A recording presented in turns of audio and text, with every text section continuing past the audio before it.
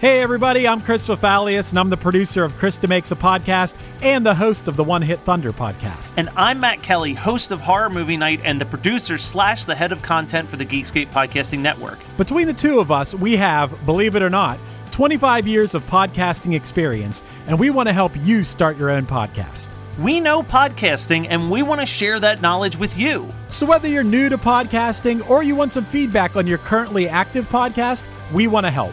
Or perhaps you're just overwhelmed with all of the editing work. Well, we can help you with that also. You can check out our website at weknowpodcasting.com for more information. We're excited to help your podcasting dreams become a reality.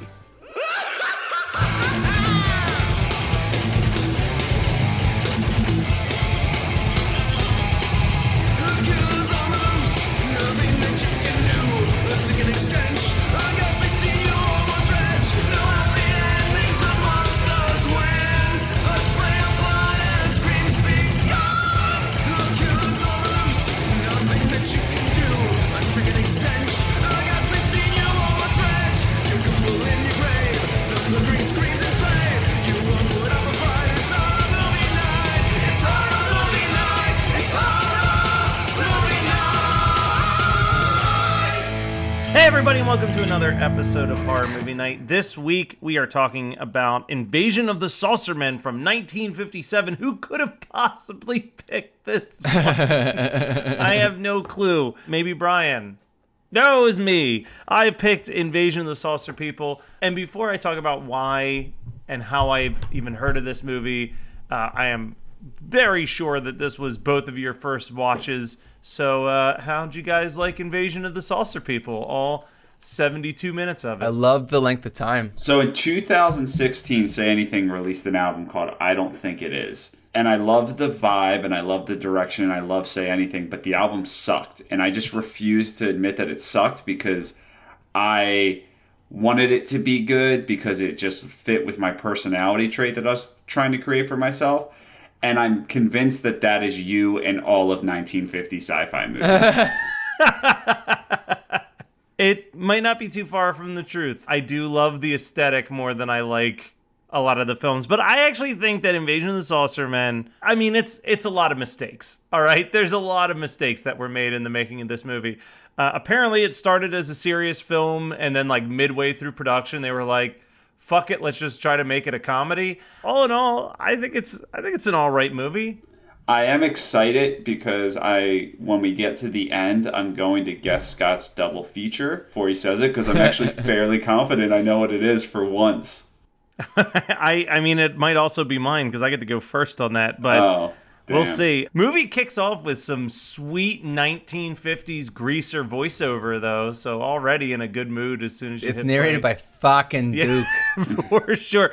Thick Jersey accent. So my experience with this movie is that a good friend of mine who comments quite a bit on the Facebook page, Lauren Longbottom, right around the end of college, or maybe shortly after I graduated college, she texted me one time and was like, I just bought this movie. It's my dad's favorite film, and I feel like it'd be up your alley. Do you want to hang out and watch it? So I went over and we watched Invasion of the Saucermen, and she's like, it's so bad. And her dad is like 100% just like 50-year-old me, because every time I see him, he's just talking to me about Svengoolie, who's like a late night horror host. When he heard that we did an episode of The Deadly Mantis, he was like, oh, what a classic. He's like, what about Tarantula? Are you going to do one on Tarantula? And I was like, maybe. He's a diehard Invasion of the Saucermen fan. And yeah, is this one that I'm always going to pop in? Not really, maybe once in a while. But I think that it does capture the best of the bad of 1950s movies like this. You've got like Makeout Point and the teenage kids, and like half the movie's just about like, man, these adults, they just don't listen to us kids and we're in the know. And that's like kind of the vibe of it. But it's just ridiculous. The whole movie's ridiculous. The actual design of the Saucermen has kind of become like an iconic look. Like, they utilize it in Futurama now, as like the head news anchor is based on Invasion of the Saucer People on the show Futurama. Okay, yeah. I was like, why I assumed that the design was ubiquitous now. And I just didn't know how fresh it was in 57.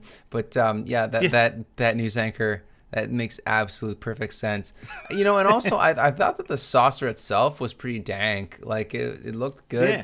And I really thought that this was, I know this is going to sound weird for a black and white movie, but this was kind of like a gory 50s movie because it seemed like there was gore happening. There was a lot of implied gore, for sure. Yeah, and I really, I think it's not, this movie's not half bad. I think I liked it better than the Giant Mantis. Giant Mantis, was it? Deadly Mantis. Whatever. Deadly Mantis. See how much I like that movie. They're all the same movie. I didn't hate that movie, and I don't hate any of these movies. I think that they're about ambiance, and so when we have to do a show for the ha-has, on a 1950s movie, it's like, guys, this is kind of inappropriate, like it's the amount of sexist comments in the first 5 minutes of this movie is just impressive.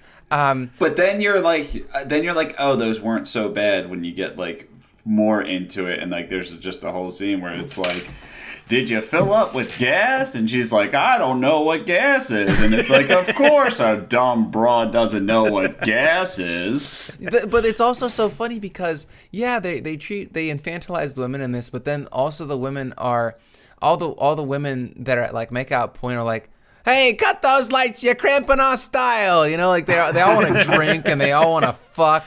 And I'm like, they're all growing up to be Marge Simpson's sisters. Like, that's just the direction they're heading. I do like the one scene. There's this stupid motif throughout the entire movie that makeout point is right next to a guy's farm. It's on a guy's farm. And the kid's like getting his cows drunk. Yeah, but also think about how much that bull would have had to drink to get drunk off of that shitty like 3-2 beer that they probably had in 1957. It's not like...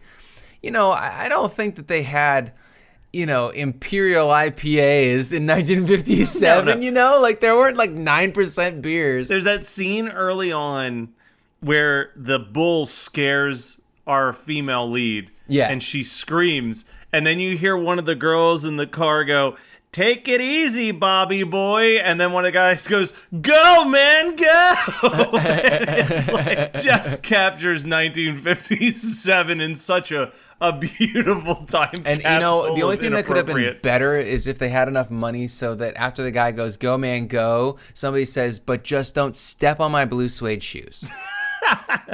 I will. So throwing compliments, like you said, like the UFO doesn't look bad. I actually think that like the disembodied hand underneath the car crawling to the tire with the fingers coming out. But they use it so much. For how low budget this movie clearly is, it's a pretty effective prop. And I love that it's got the prop is cool because they put little lines beneath of like little tubes underneath each one of the claws so that the claws would drip the water, like the what you thought was some sort of like poison, but at the end of the day you find, or at the end of the night, it's alcohol. And the best part is that the only guy that dies, the only person that dies, if I remember correctly, is he only dies because he's already drunk when he gets attacked by the saucer men. He dies of alcohol poisoning. Yeah, and which, credit where credit's due, right? Which this movie doesn't deserve that much credit, but are we giving it too much? The idea that, like, first of all, I love that the aliens are framing this kid. So, like, he's like, they're beating up the car. They must think it's because the car, like, killed their friend. And then they later find out this guy really hates cans. But then they find out that it's like, no, the aliens killed a dude. And we're like, shit, we got to cover up the tracks. Let's make this kid's car look like it was a hit and run. I love the plot point of, like, theoretically, yeah, you know what? Like, if aliens were coming and visiting Earth, having the ability to make any person who meets them seem like a drunk is a really good method of covering your tracks. Mm-hmm. I don't think Brian's sold on this. No, I just agree. I just also think, you know, that they choose who gets to see them, like rednecks. Wait, like what? Like a redneck? Yeah, like that's who they allow to see them, is people that would... unreliable narrators are the only people that seem to find aliens. For some reason, I was like, is that some sort of conspiracy theory term? Or this is because it's coming from Brian. Or is that a cryptozoological creature that I don't know yet. But then I realized he's just talking about rednecks. I'm like, I know that cryptozoological creature. I grew up around about 20,000 of them. Oh my God, we were out camping and we were making out, and then I remember seeing those big white eyes, black eyes like a dog's eyes, and I remember him saying to me, "Go on, get." It's so funny because Scott thought that a redneck was a cryptozoological creature. Man, I fucked up that one. You sound like you just got poked by the saucer They got man. me, Scott. I watched your tongue trip. Well, I'm not cutting this, but Chris, that was worth the money to watch his tongue actually roll over on itself. so Scott thought that a redneck was some type of monster in cryptozoology, but actually they're just cryptozoologists. That's the joke that I was trying to get to. I don't know if it would have been better if you would have It was a gotten good one. to The it. stupid tongue got in the way. Speaking of the farmer, who I guess would fall into the redneck category a little bit, I love him calling the cops and he's just like, "Get them smooching kids off my property." I couldn't remember if that. I have that as a note and all in caps, and I couldn't remember if that was a bit for me or if that was actually a quote. That is a quote. But I know for sure that this is a line and not a bit. Why don't you tell me how to get to first base with you tonight? And she's just like real fresh. You know, I was just like, I love how women in these movies are just, they had to pretend like sexual harassment was just cute. You know, the same shit happened in Deadly Mantis. It's just like, ha ha ha, women are just objects. They have no motivations of their own. That's pretty much every woman in a 50s horror movie. It's for the pretty most much part. every woman forever because, you know, like dudes that have the thought process of like, this might work, you know, with their bullshit lines. There's just a line far as the eye can see behind every 4 to 10 out of 10, you know? Oh, The only reason I'll never get in trouble is because I could never really get them down right. Like, I'd go to Hooters, I'd be like, "I'll have the chicken breast, hold the breast." And they're like, "Huh?" And I'm like, "Just chicken fingers, please."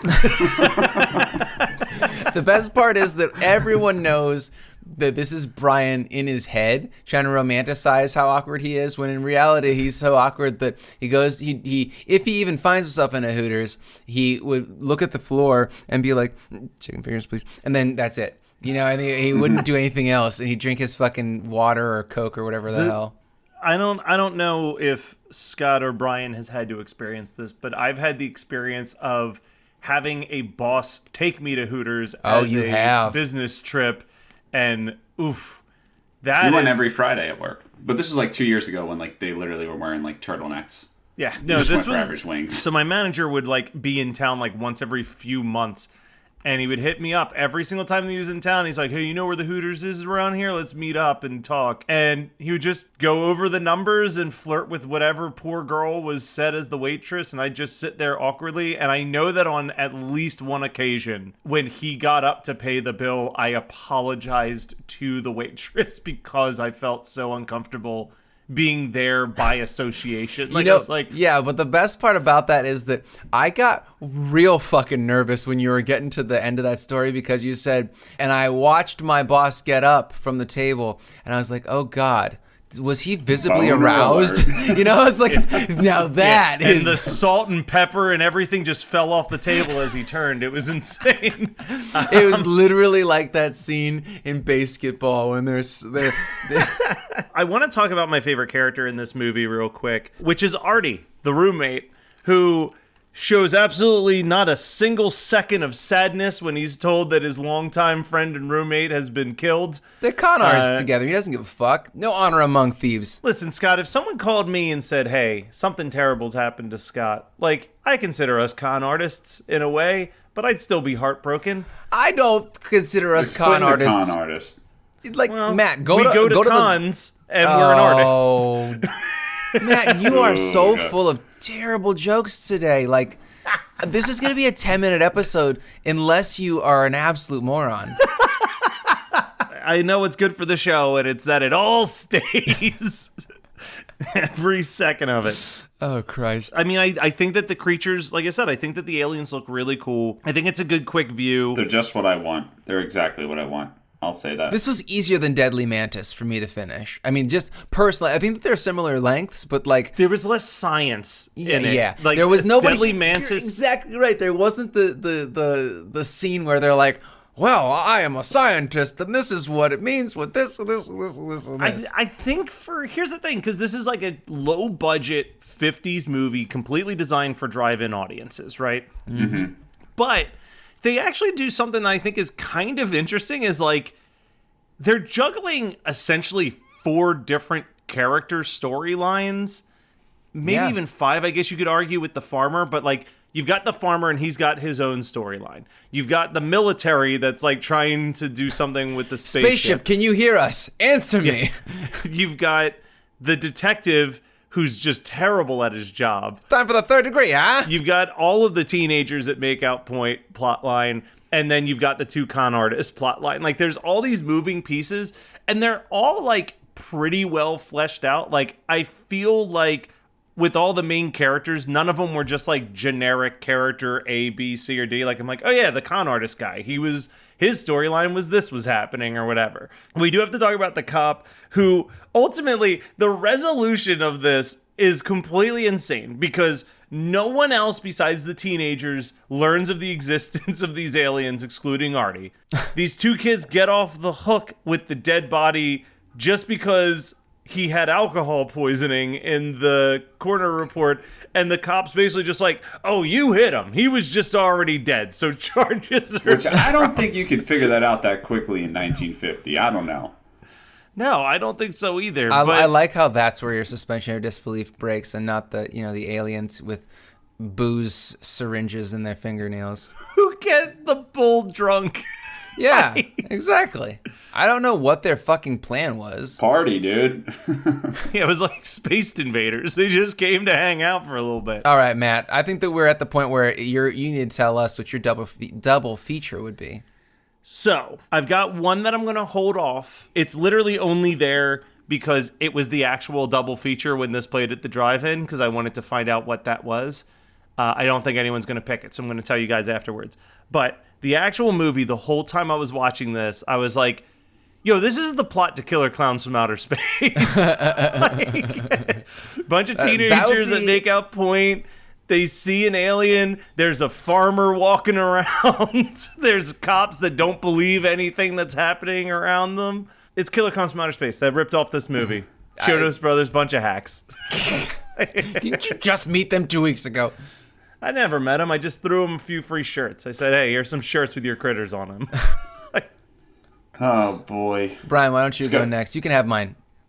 I don't even know if I'm correct in it, but I'll take what I think is Scott's, which is idle hands, because of that scene in the car where the hand is crawling up the car. Yeah. I'm like, okay. I'm like, oh my god, it almost seems like shot for shot, just from like when it was like cutting to them in the car and the hand crawling and cutting to them, and I'm just like, this alien's gonna grab a boob, isn't he? But he didn't. That's some lateral thinking, and I appreciate that, Brian. But I am going to go with The Blob 1988, because a true horror fan would say, I'm going to double feature Invasion of the Saucer Men with The Blob, the original Blob, which was, is that 53? Matt, you would know better than me, right?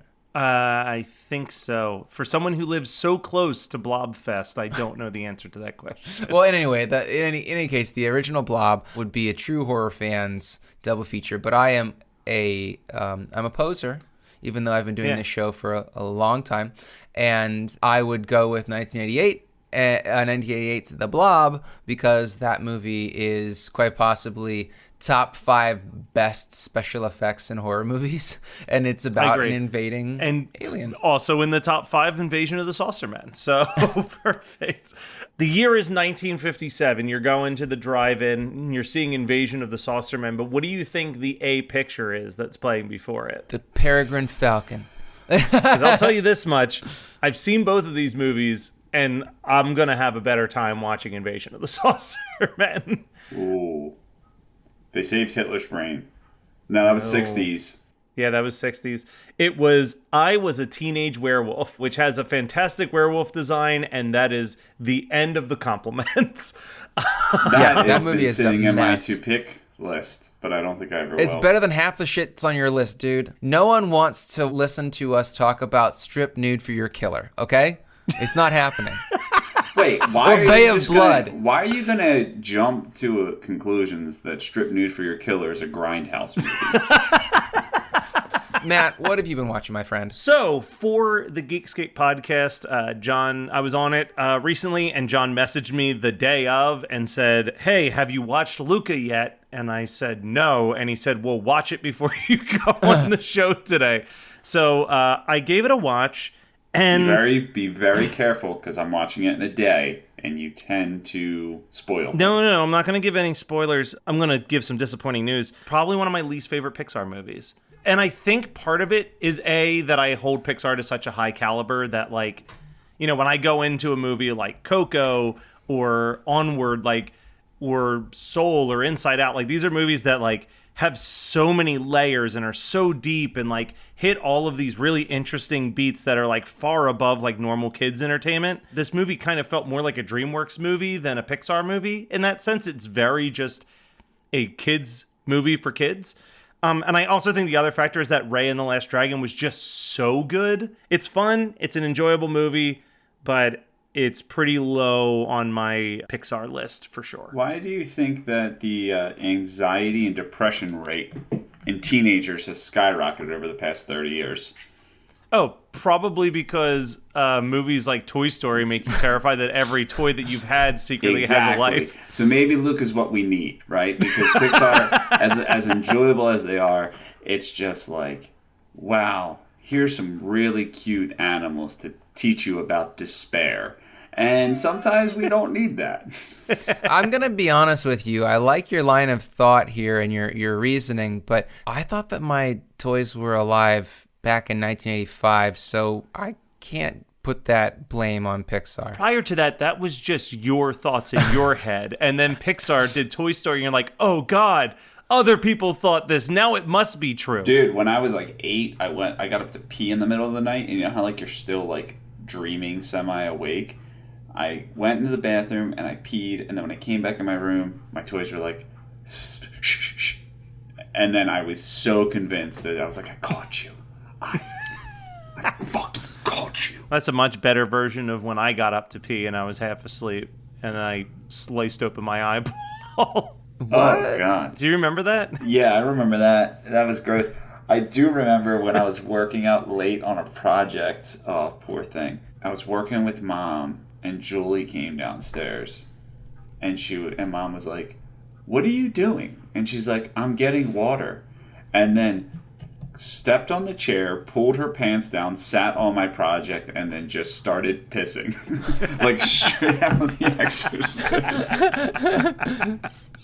Oh, Julie, I'm sorry. I'm glad you never hear this episode. I guess I can't just drop the one tidbit and not actually explain it for people. So when I was a kid, I got up one night to go to the bathroom, and we used to have this little plastic cup in the bathroom for, like, if you wanted a sip of water, like a cup of water in the middle of the night. So I went to get a cup of water afterwards, and I knocked over the cup, and someone had left the cabinet underneath the sink open, and I didn't see it. So when I bent down to get the cup, I jabbed my eye into the corner of the cabinet, and I was still, like, half asleep, so I didn't think anything of it, and just got my water and went back to sleep. And then when I woke up the next morning, I couldn't open my eye because I had actually punctured the eyeball and it was like sealing itself over, and I basically had to wear an eye patch for a couple weeks while it healed. I saw no James third Hook. dimension. Yeah. And now I wear like super thick glasses. Let's not blame your stupidity for your astigmatism, all right? So anyway, you guys are downers, and I am going to be an upper today. So Yeah. Megan and I started watching Game of Thrones. Finally started watching Game of Thrones. So for anybody that's not the top tier Patreon watching this, Brian has, and I think I've counted 4 times now, made the fucking cowabunga sign with his thumb and pinky out, and you live in Georgia, buddy. Like, maybe if you're in Florida and you could even surf. Anyway, so we started watching Game of Thrones. We're 2 episodes in. I don't even know if I'll make it through the first season before I get sick of everybody being a shithead. But the thing about Game of Thrones that I do enjoy is twofold. I enjoy the head trauma, because there's a lot of it already, and boobs.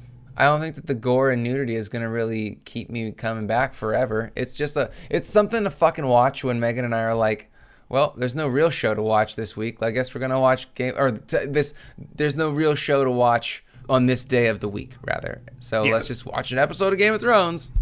That's why you guys hate my picks all the time. Yeah, it's not Loki Day, so... Yeah, exactly. I don't hate your picks, Brian, but what did you watch this week? I didn't finish it, but I still want to talk about it because it was so entertaining. We like threw on a Flat Earth documentary, and it got boring midway through. But like the best part was, so they had the science, like these guys that were like whatever, scientists, I guess, and they were convinced that they could prove. They're like, we know that the Earth is flat, and like they did all this thing. We're like, this is the proof. And they were like, if only we can get our hands on this $20,000 laser, like it's never wrong. If we can get our hands on this $20,000 laser, it will prove that the Earth is not on a 15-degree axis. And then like that's our first step in disproving it, right? Someone loans them the money. They buy a $20,000 laser. They put it on the ground, and it shows a 15-degree axis.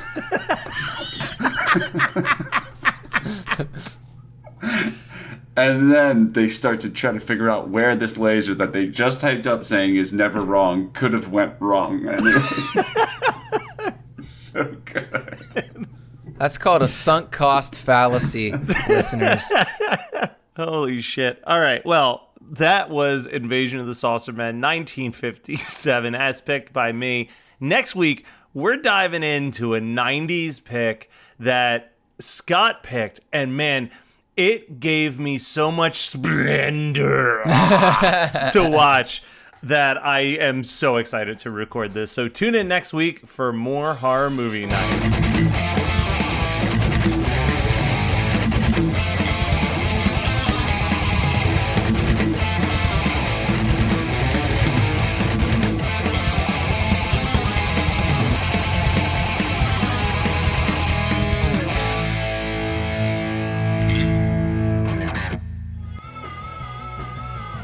You're listening to the Geekscape Network.